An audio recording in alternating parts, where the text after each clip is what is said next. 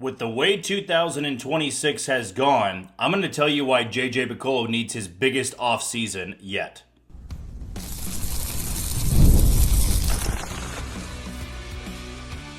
You are Locked On Royals, your daily Kansas City Royals podcast. Part of the Locked On Podcast Network, your team every day. You are tuned into another edition of Locked On Royals in the Locked On Podcast Network. As always, I'm your host, Jack Johnson, and you can find me on Twitter at JohnnyJ_15. That is at JOHNYJ_15.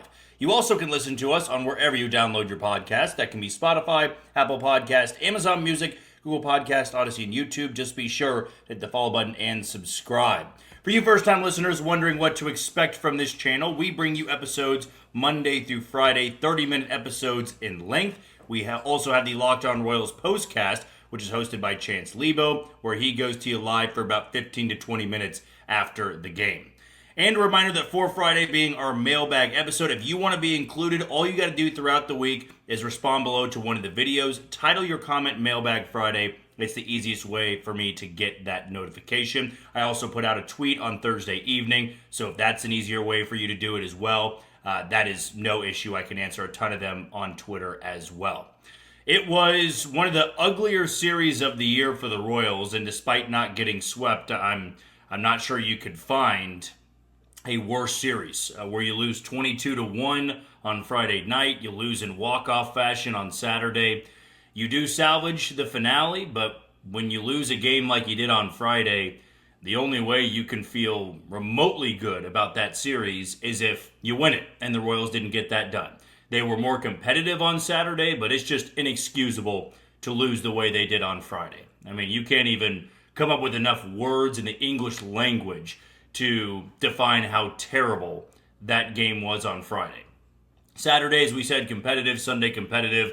We're kind of past that point, though, where we don't need to be hanging banners for being competitive. The Royals have one of the worst records in all of baseball. They have the worst record in the American League. They are over halfway through this 2026 campaign.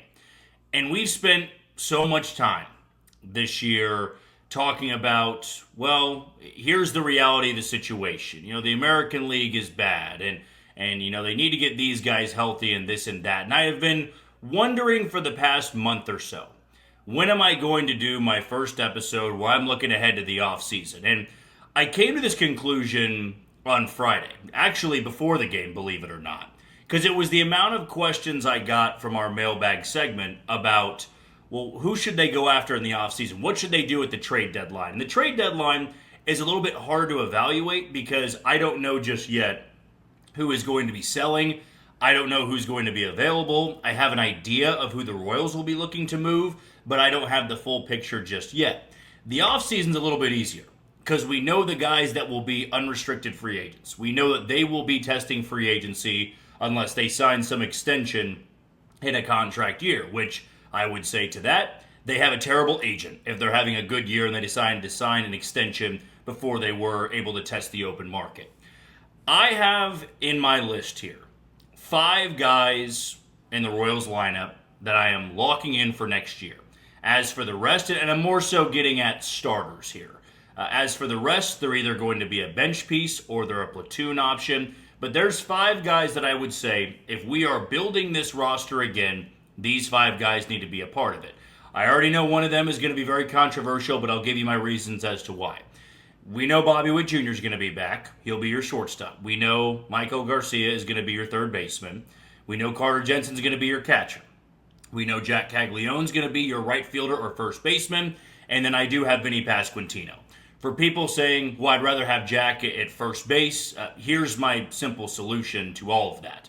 You're not trading Vinny Pasquantino in the offseason because his value would be at its lowest point.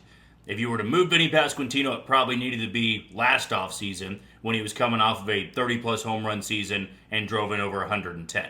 It's not smart to move him when he hasn't been hitting for power, he's been banged up. You're not going to get the return you would be hoping for. So I would say, even if you want Caglione being your first baseman, then Vinny Pasquantino should probably be your DH, I would say. You just gave him the little small extension, we'll call it, but they bought out the remaining arbitration years, right, or whatever the case was there. It's not a true extension. Salvador Perez If you want to keep him on the roster, if you want him back, he needs to be in a backup role. That would be my take there, and Carter Jensen is your number one catcher on the roster. Outfield-wise, you need a new starter in left, you need a new starter in center field. And that's where I'm going to my next point here about offensively who you can add. J.J. Picollo and John Sherman, assuming this season ends the way we expect it to, which will be anywhere from an 85 to a 100-loss season. That's what I would say at this point in time, barring any drastic surge in the second half. But you need to go into the offseason finally cashing in on the outfield bat you have not been able to land over the last couple of years. And though it's much easier for me to sit here and say, well, spend the money, right? Go out there and spend the money and roll the dice. I understand there's other factors to it. The Royals go out there and give a 6-year deal to somebody and they're unplayable in the first year. That's going to be financially irresponsible. But when you're coming off a year like we expect the Royals to have, you need to be a bit more ambitious. You need to be rolling the dice a little bit more than you have been the last couple of off seasons. Isaac Collins, in theory, was a nice pickup, but you need to get a sure thing in left field, not a late blooming prospect. In center field, I love Kyle Isbell's defense. Lane Thomas has been a nice platoon option. I need to see an everyday center fielder. Isbell can be your fourth outfielder if you want. Not sure you're bringing back Lane Thomas, but that's how I handle the outfield situation. There's 3 bats I would say that you need to bring in, and 2 of them at least need to be expensive additions. In the same way that Michael Wacha and Seth Lugo were expensive additions going into the 2024 season. I mean, if you want Michael Massey back at second base, I'm totally fine with it. The reason I kept him off my locked list is because I need to see how he finishes out the year. But he's played great defense. He's cheap, controllable. I wouldn't fight you on that. If you want Massey at second base, be my guest. Left field has to be upgraded. There's a couple of options I would mark down here. Ian Happ being one. Ian Happ's going to be an expensive contract, but that would be a very nice bat to complement Jack Caglione opposite of him in the outfield. Another option, another former Chicago Cub in Seiya Suzuki, who doesn't want to be a DH only. Now, you could move him to the outfield, give him a 2-year deal. That's a really nice piece to have in the order. Another option, I know he's on the injured list right now, at least last time I checked he was, Randy Arozarena. Randy Arozarena has been great for the Seattle Mariners. And he's going to be able to play left field for you. That's great pop in the middle of the order. Those 3 guys I have circled as candidates to go give that contract to. Another one, people are going to chuckle at this, but Taylor Ward's going to be a free agent. And this would be the easiest way for the Royals to acquire him because the last couple of years he was in an Angels uniform and you had a couple of deals in place, but none of them came to fruition. And they ended up taking on Grayson Rodriguez, who's been just abysmal this year for the Los Angeles Angels. But that's usually the way all their moves work out. So maybe Taylor Ward's the answer. I would go a little bit younger and see if you can get that big-time contract done for a left fielder. Center field, that's where it can get a bit trickier. I would rather them go the trade route to land a center fielder. Those options, none come to mind immediately, I would say. I'm more so looking at left field because the likelihood the Royals were to give 2 5 to 6 year deals to a left fielder and a center fielder, we all know that would be incredibly low. And on top of all of this, you need to go replenish the rotation. This season has told us, whenever you think you have enough pitching depth, you clearly just don't have enough. You have 8 or 9 guys that can start, you need about 12 of them. And I would say overhauling the bullpen is another thing that needs to happen. Most of this is a pretty broad picture, right? And I'm looking at J.J. Picollo for a couple of different reasons. Mike Elias comes to mind here. Where Mike Elias, we know him for rebuilding the Houston Astros, turning them into a powerhouse in the American League. He goes to Baltimore, replenishes that group, and they were downright awful for a number of years. And then we saw what they became. It was a quick fall off, but I'm more so looking to Mike Elias from last year. The Orioles experienced a season in 2025 similar to what the Royals are dealing with right now. The Orioles were coming off of a playoff appearance in 2024 where they lost to the Royals, and they decided to let Corbin Burns walk. They retooled the team a little bit, but they fell short. They put too much stock into their own guys. This offseason, they decided we got to build a really good offense. They trade for Taylor Ward. They give Pete Alonso and outbid the Mets for Pete Alonso, who's been a great piece in the middle of the order. He's been coming on strong of late. He had a slower start to the year, but that's the exact type of move I want to see the Royals make this coming offseason. I should point out Baltimore is still 7 games below 500, so it's not like they have turned their season around, but that's a move I want to see the Royals make and put your stamp on an offseason. Now, have your first big offseason of, we said 82 and 80 was not good enough. Well, clearly then 72 and 90 or 74 and 88 is going to be well below what you wanted to do. This needs to be the wake-up call and not putting as much stock into all of the guys that you brought back. The bullpen, I said overhaul it. Back in 2024, you did. There were few guys you brought back from that 2023 bullpen. And it was just cheap deal here and there and a couple other pieces here and there, and you had a much better bullpen. It wasn't fantastic, but it was better than 2023. The Royals had the worst bullpen in baseball. And I look at who their closer is, Alex Ling. That was a cheap one-year deal. So it's not like you need to go out there and give 4 to 5 relievers $10 million a year. You can find the right guys and not continue to put so much stock into the guys you've had for the last couple of years. So I would say, at minimum for J.J. Picollo, why this needs to be his big offseason, because you cannot go through another year like you did last year.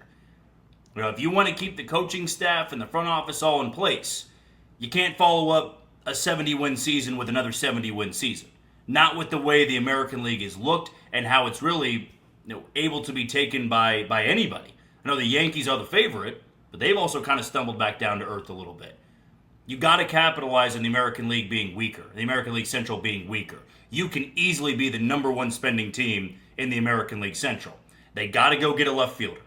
They got to trade for a center fielder. You need to go find your workhorse for the rotation, and you need to have a couple of cheap one-year deals out of the bullpen. You want to keep Steven Cruz or keep Beck Way, who we'll talk about in the third and final segment. Okay, but you need to have more insurance in that bullpen. Right now, there's just not. But it has to be this offseason you make a big splash or two. You cannot have this poor of a season and then not be aggressive because the market's not in your favor. It's rolling the dice to count on bounce-back years, right? It's not as risky as rolling the dice on a $100 million contract. We know that's risky. But at some point, you need to step up and say, okay, we're going to assemble a roster where it's not the, well, if this goes right and this goes right. No, we are going to build an above-average outfield. We're going to build an above-average offense, and we're going to go get a 200-inning workhorse to help out this rotation. This has to be the offseason for J.J. Picollo. Otherwise, you're going to have a lot of people questioning, is he the perfect guy for the job? Do you see the Royals having a big offseason, or is it going to be up in the air with a potential lockout looming? Maybe the Royals putting too much faith in their own guys? You let us know in the YouTube comments below. When we come back, let's talk a little bit more about the bullpen in 2027 and why it can be easier to overhaul it. That's coming up next on Locked On Royals. A big thank you to our friends at Amazon for this limited break. This back-to-school season, spend less on your kids with Amazon. We all know how crazy the back-to-school shopping experience can be. It starts with a few items on the list, then suddenly you're shopping for supplies, clothes, lunch gear, tech, and about 10 other things you didn't see coming. It can add up fast. When you buy clothes for back to school, then your kid has a growth spurt 2 weeks later, and you're right back where you started. Sometimes it genuinely feels like they're growing faster than your budget can keep up. When your kid's definition of need for back-to-school shopping is a lot different than your definition of need, somehow the list can get longer every time they look at it. Explaining the need versus want conundrum this time of the year has just become an annual part of the process. So remember, with Amazon's low back-to-school prices, just spend less on your kids, because every dollar you don't spend on them is a dollar you haven't spent on them. Shop back to school at Amazon and spend less on your kids. On to segment number 2 of Locked On Royals and the Locked On Podcast Network. I'm your host, Jack Johnson, and you can listen to us on wherever you download your podcast. Do want to tell you about the Everydayer Club. Get your Locked On Royals coverage completely ad-free by joining the Everydayer Club. Start your 7-day free trial right now and get closer to your team without the interruptions. Click the link in the show notes or go to that URL link below to claim your free trial. When I watch this bullpen pitch, it's not that I would say everybody in it has been an unbelievable disaster, right? I wouldn't go as far to say that. There have been some games, some blow-ups, including the one on Friday, that has made the numbers look far worse than maybe they were. But you give up 22 runs, then I'm not going to try to make excuses for you. The Royals have just gotten really poor seasons from Matt Strahm, Carlos Estevez, Lucas Erceg. John Schreiber was pitching really well, and it's funny because we talked about him in an episode 2 weeks ago about needing to trade him, strike while the iron's hot. Then he goes out on Friday and gets absolutely shelled by the White Sox and gave up more runs in that one inning than he had in his previous 15 outings. I mean, just a poor blow up on John Schreiber's part. But nobody pitched well. Mitch Spence gave up 10 earned runs. They tried to stop the bleeding a little bit with Erceg. That didn't happen. Then it was Schreiber. Then it was Lang. And Tyler Tolbert for the second straight day pitched. They were better on Sunday, but the Royals need to get into a position where it's not putting fear into your heart every time the bullpen gate swings open. Not asking, and I've said this so many times on the podcast, I'm not asking for HDH. It would be perfect to have another HDH. I understand the difficulty in doing that. Finding 3 elite relievers like that when you're not wanting to give one reliever a ton of money. You gave Carlos Estevez that 2-year deal with an extra option, which now it probably looks like he would just come back to the Royals next year, assuming that he's healthy. But to me, you got to go out there and invest in guys that can really, really help out with that relief corps. You're not going to have the same rotation that you had in 2024, where the bullpen wasn't as overworked. I mean, you got 20-plus quality starts or 25-plus quality starts from Seth Lugo. You got a ton from Cole Reagans. You got a ton from Michael Wacha. You had multiple guys in that rotation. Brady Singer was one that gave you a ton of quality starts. You're not getting that anymore. So as we said in the first segment, you need to go get that workhorse again. You need to get that 34, 35 start a season guy where the ERA is respectable, but more importantly, they're working deep into games. They're being efficient, they're being effective, but you go get that workhorse. Noah Cameron stays in that rotation. I'm sure Bergert and Kolek will compete for rotation spot. I mean, depending if Michael Wacha and Seth Lugo are still there, you've got guys that can start games for you, but you're not asking them to be the number one. And when you get back to that level of getting 170 to 200 innings from every guy in your rotation, like you did in 2024, the bullpen is able to have some nights off. They're able to stay rested. You're able to get more effectiveness. I believe the reason the bullpen has looked like this of late is because the rotation in June has just been well below average. They're not working deep into games. And even when guys are pitching to the best of their ability, cough, cough, Luinder Avila, he's only going 5 innings. So you're needing 4 more innings out of your bullpen. You've got guys on the injured list. You're counting on other guys to step up. This is why I would go into this next offseason, yes, looking at the Alex Langs of the world and saying we like the stuff, we believe he'll be healthy, let's give him a 1-year deal. Compete for a spot in spring training. You can do as many of those as you want to. Now, they did give Alex Lang a big league deal. My definition of the prove-it deals and go compete for a spot are minor league deals, where you just show up to spring training and let's see if he can pop a little bit. But you cannot go into next year with the numbers you put up in 2026 and say, well, these guys can probably bounce back. I want you to go out there and find the talent that is continuing to pitch well out of the bullpen. Think about how different things would be if the Royals had the 15th best bullpen. It wouldn't be much better, but you'd have more respectability there. In the rotation, when they're going through their ups and downs, you needed the bullpen to pick them up a little bit. And they just haven't. They have not more than a handful of games this year. Yesterday was one of the few. But the likelihood of that happening 10 times in a row, it's low. It's very, very low. And it can happen. I mean, the White Sox, last couple of years, had just a terrible bullpen. They invested some money into it. They made some trades here and there. They ended up developing a high-powered arm like Grant Taylor, who can run it up 100 to 102. The Royals don't have that in the bullpen. They don't go out there and give contracts to, other than Carlos Estevez, but Sir Anthony Dominguez was that team's closer. They've now decided to give it to Grant Taylor and maybe go matchup-based. But they've had guys improve, too. They've had a couple of lefties turn into some really nice pieces. As I've said before, changing the bullpen is the easiest thing to do in baseball. It really is. But right now, if I were to simply just ask you, talking into the camera, if I was just to ask you, who would you keep for next year? Who would you bring back? Who is the guy or two you would say, I'd have him back in the bullpen? There's no harm in giving him a spot. Who would it be?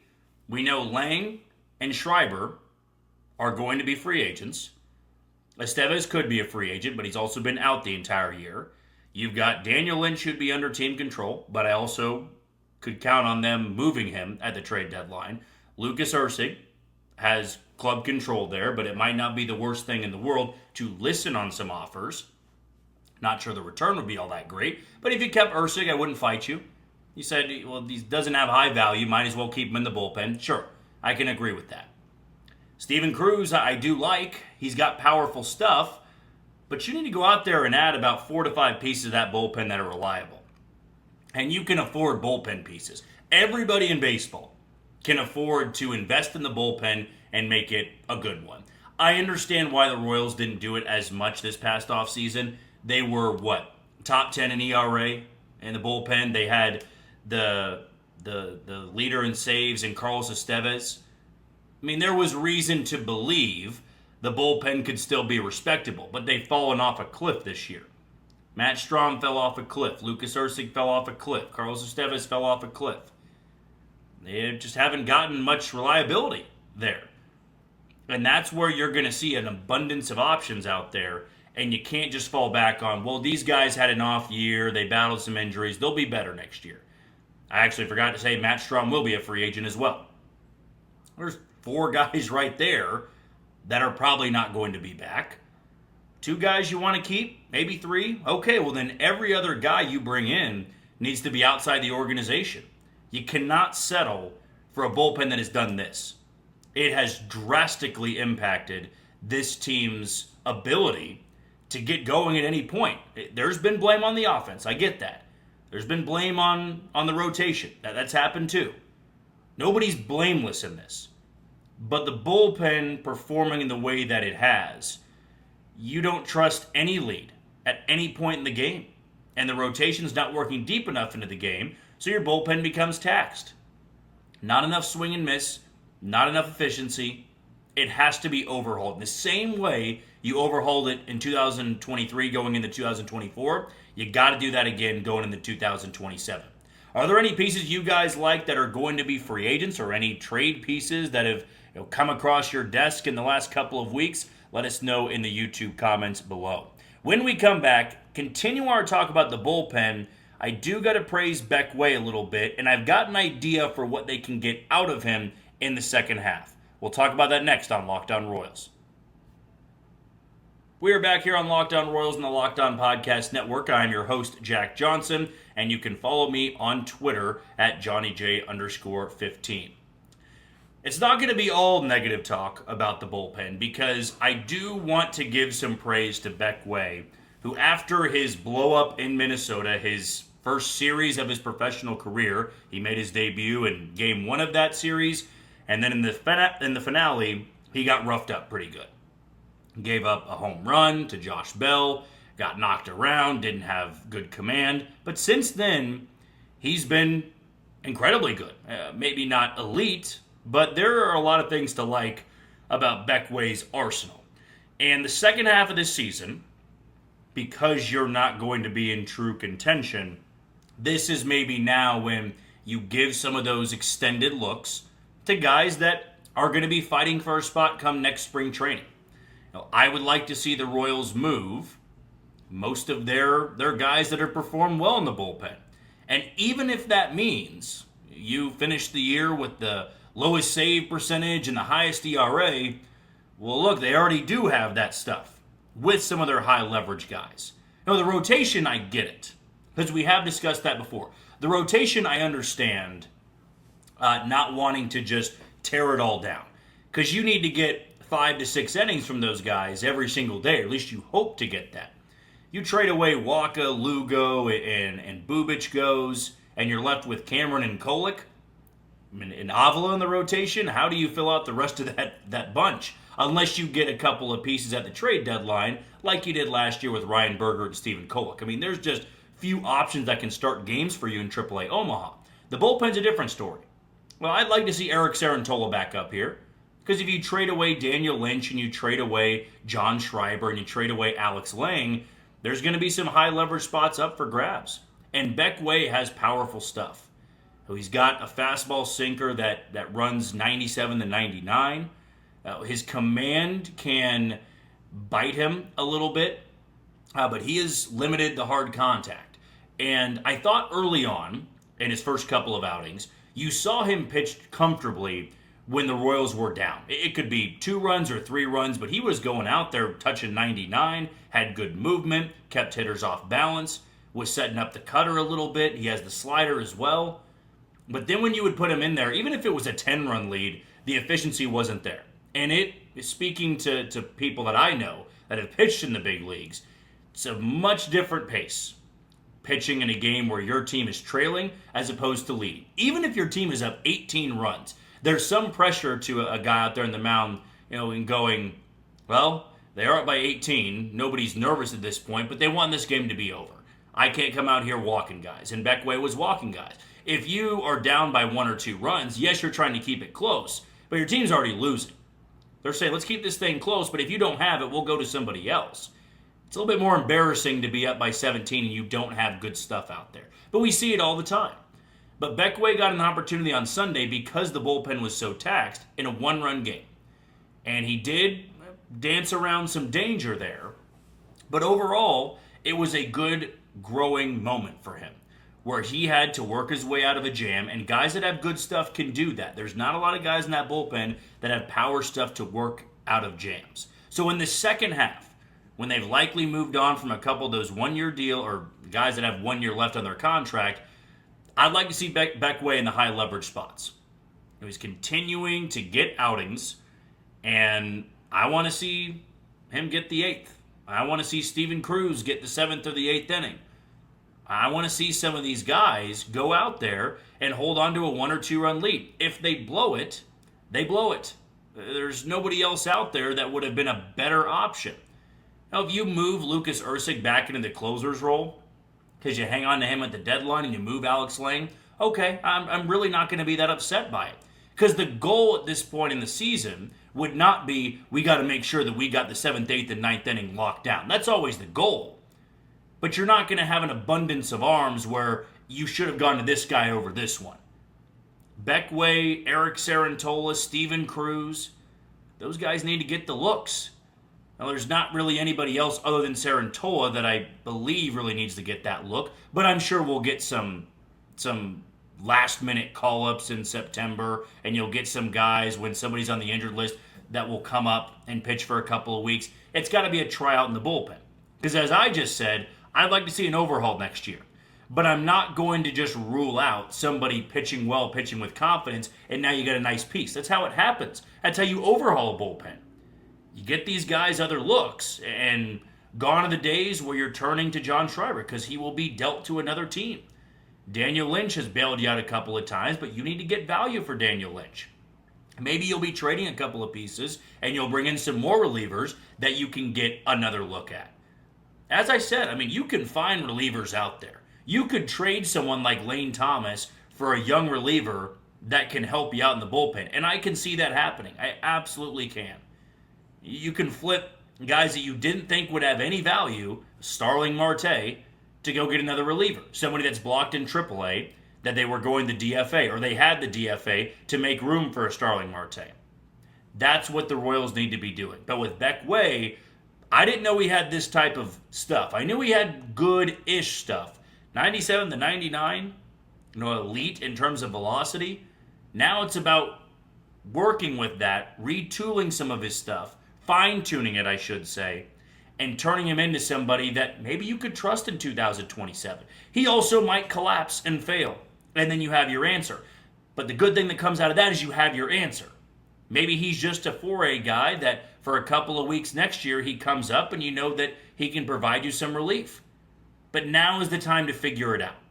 He's been really good outside of that one blow-up in Minnesota, and I always love that for guys that are debuting. They get roughed up, maybe they're a hitter and they start 0 for 15. They go through that adversity immediately and they respond well. You can tell there's a different confidence now in his game than he had when he was on the mound at Target Field and his one and really only blow-up at the big league level.